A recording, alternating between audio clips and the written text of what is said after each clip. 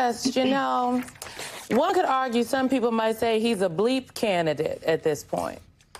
What are we doing? I look forward to Donald Trump's comments leading all of the Sunday show newscasts and the front pages of the major papers.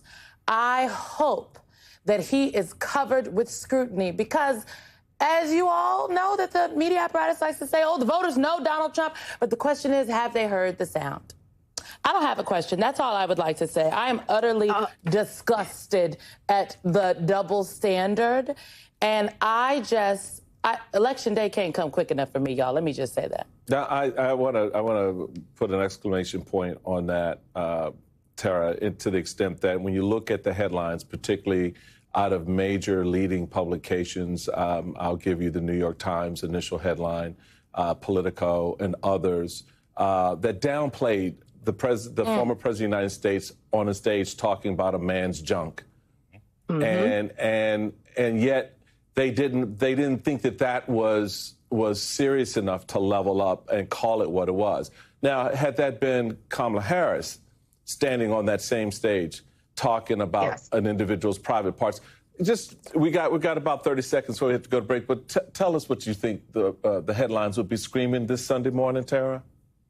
Oh, they would be talking about how unfit she is, how inappropriate it is, how that is not the way a leader of the free world should be, what they should be focusing on. We know what the headlines would be.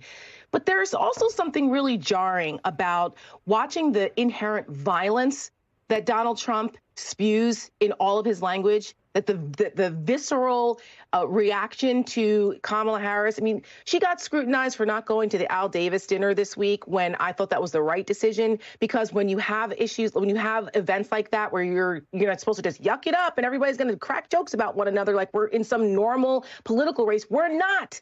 Donald Trump is a danger to our democracy. Kamala Harris is competent. We don't have to all agree on a marginal tax rates and health care policy. She's not running around swaying on stage, slurring her words, wearing makeup that doesn't match, talking about people's genitalia. You know what, Tara? She's not. Tara, we're going to break. She's not a 34-count felon, and yet this is what the headlines are. Not an indictment of the makeup artist this Sunday morning. We are going to break. Jason and Tara are staying with us.